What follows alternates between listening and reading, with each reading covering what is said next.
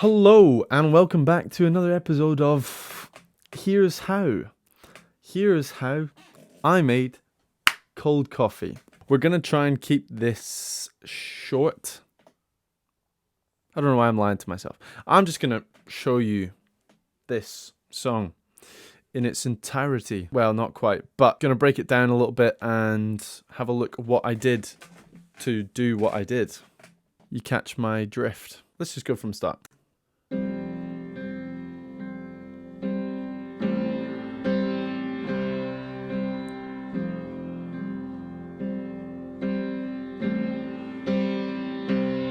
Okay, so the piano. Let's chat about the piano. Real piano. It's just through there in my hallway. Is the actual piano that played on it. It's like a upright piano, and it's got quite a dark tone. Okay, so the piano, I recorded it. I didn't really have proper mic, like a 57 on the down at the bass end, and then a condenser facing up towards the higher end. I opened up the top. I took everything up off the top and opened up the top, and that brightened it up a little bit. But if I turn all these effects plugins off, you'll see that it sounds quite dark and dry.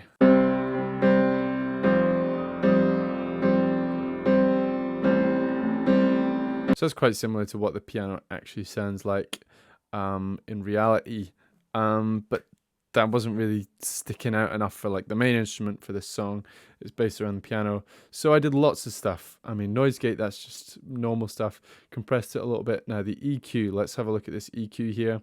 So I wanted more of that low end because it was kind of hard to hear that low end coming through because it was just recorded with a 57. So I boosted a lot of the low end, and then I chopped out a lot of the mids to try and get rid of some of the muddiness, clear it up a little bit, and then added in bunch of highs. This is actually a mastering plugin, but it's basically just adding some stereo width. Interesting thing with that is I actually automated the stereo width all the way through the song so the bigger bits are wider than the rest. To be quite honest, that's a loudness meter and I have no idea why it's there. Then we've just got a couple of exciters. What they do is just add harmonics. They just brighten it up a little bit, and then we've got another EQ at the end where I was just taking out some resonant frequencies. Shout out to Finn Jackson for helping me with that bit. So let's do a before and after. So before all the effects. And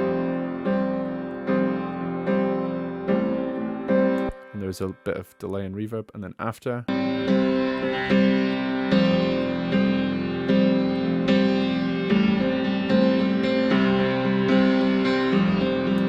Almost sounds like a different piano.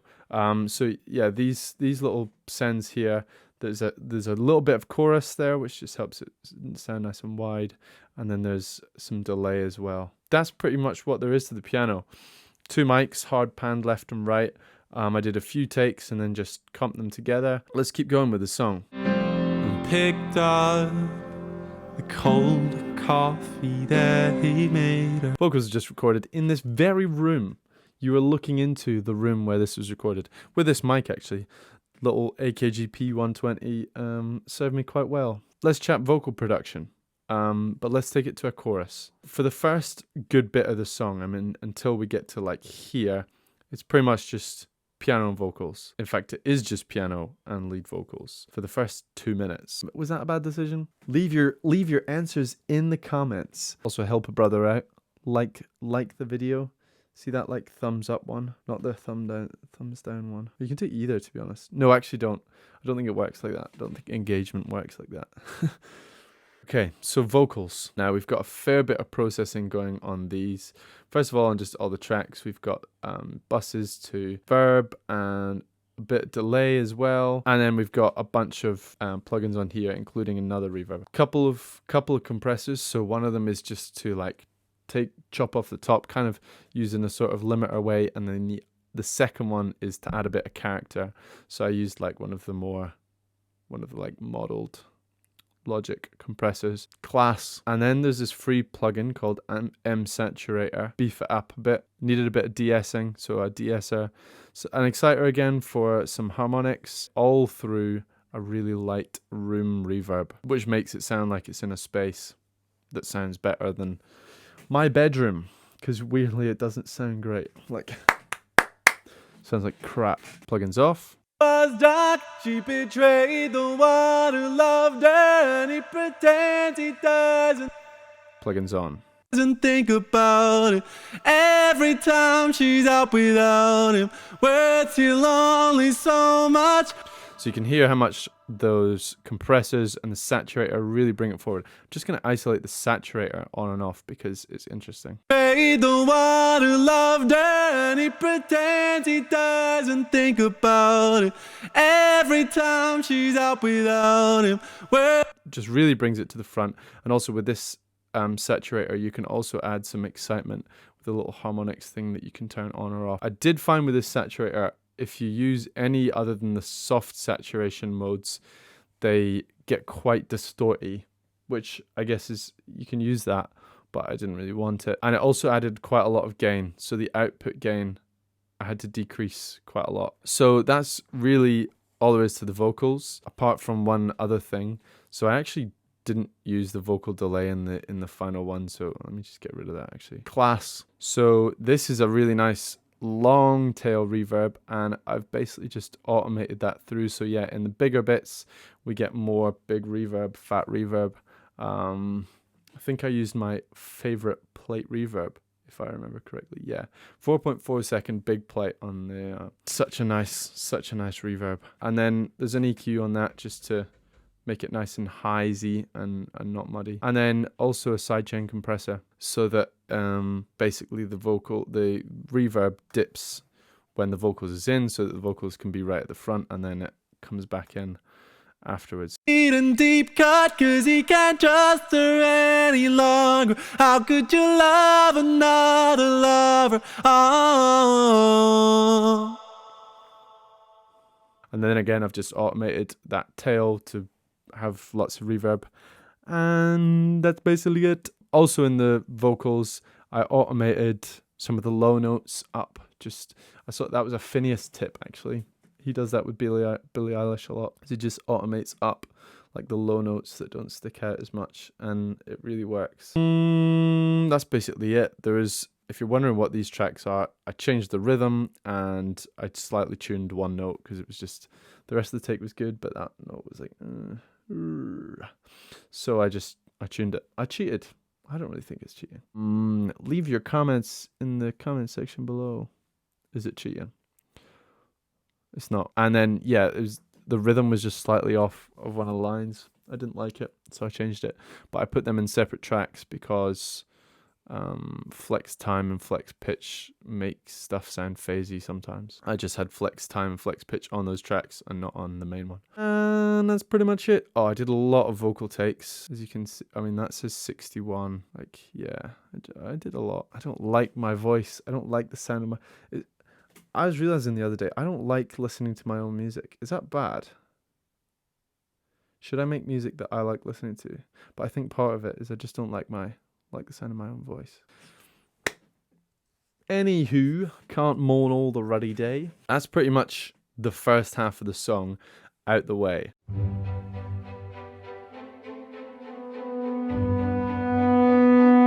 What there is to the second half of the song is quite cool. What I did first was I needed to beef out the piano a bit more for the second half of the song. Just give it a bit more presence and fat. So I added a software piano just with the low octaves. It was really there that it needed some more. The trick that I did was, so I did that, and then on Logic you can make set a groove track. So I set the original as the groove track and then quantized the software piano to that one. So basically what that means for anyone who doesn't know is it sorts out the timing for the software piano and matches it to the one that I'd already done so that it was exactly in time. So if you hear those together,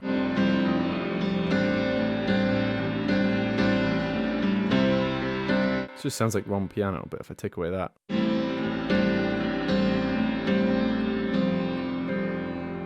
so without the software added in, software piano, and with it,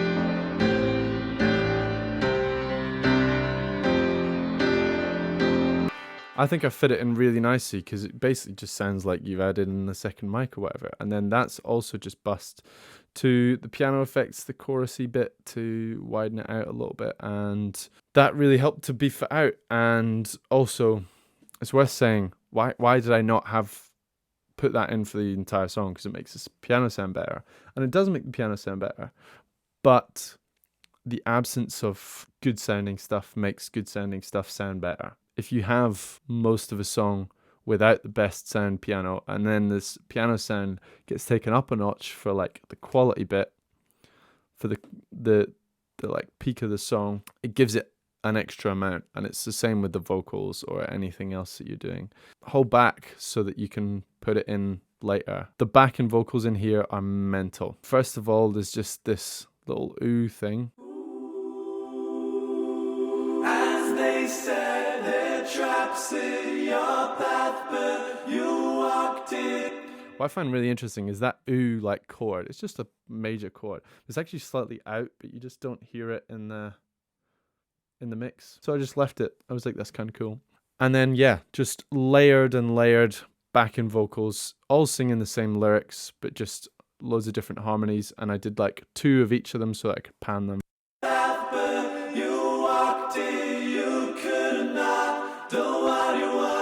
And it sounds sick. And then I did the same for the last chorus. So much when the wounds are made and deep cut, 'cause he can't trust her any longer. But those ones are a bit chopping around, which sounds weird again when you're listening to it on its own. Like, but then when the lead vocals on top of it, it sounds great. You don't really notice that it's doing that. Every time she's out without him, words feel lonely so much when the wounds are made and deep cut, 'cause he can't trust her any longer. How could you love another lover? That's what's going on there. And I used the ooh chord twice as well. It just makes a nice build up. I'm looking at myself going, actually talk about what you're doing here and not just go, it's kind of cool. Although that is kind of, that's what I'm doing a lot of the time. But why is it cool? Why? Because I did it. No, take yourself seriously for once in your life, Sam Appleby. The little ooh chord just creates a nice chordal swell going into big. Loved her and he pretends he doesn't think about it. Every time she's out without him, words feel lonely. You barely hear it. In reality, it's there and it adds something. Now, what else have we got down here? Down this bottom end of the song. This is actually a fairly stripped back song, so there wasn't really much to it. So you might ask the question, why did it take you so long to make? I wish I knew. That is a question I ask myself every time I make a song. Why did this take me so long? Because I did it. It took me a month more than I had hoped. It's not ideal. Where do we get to? These things, or this stuff? What is going on out there? Bunch of pads and stuff. So what we've got here is we've got I think this is the high one.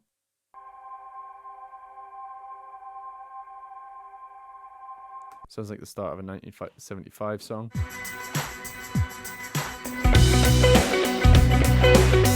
And then we've got the low one as well.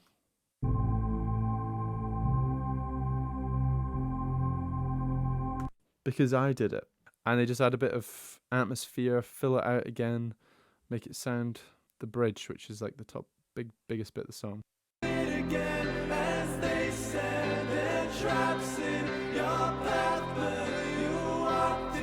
You get the idea. What else have we got? We've got some samples. In the left, we've got a video from the top of Ben Nevis with some pals. And on the right, we've got a river recorded on my dad's phone.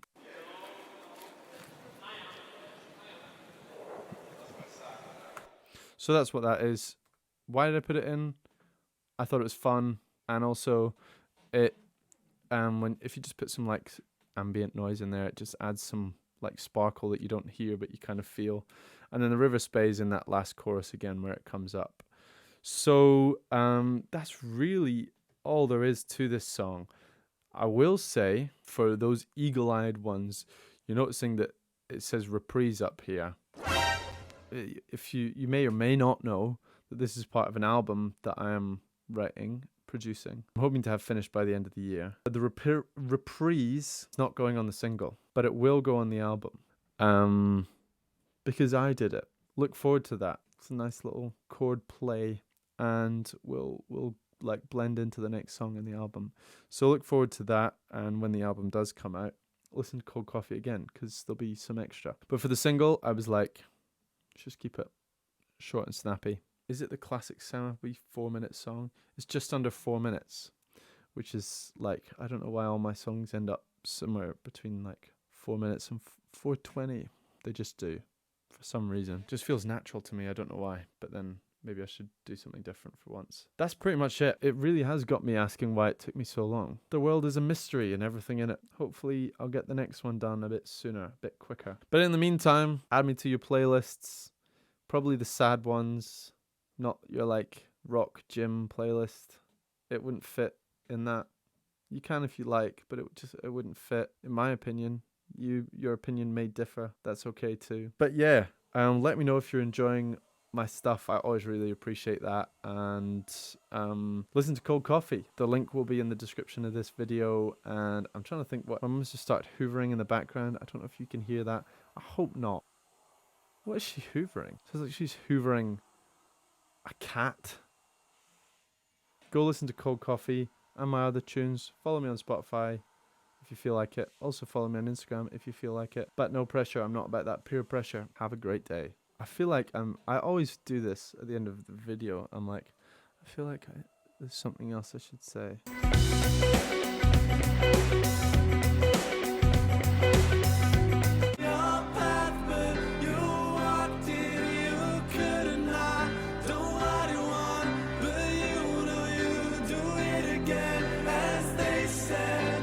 Traps in your past.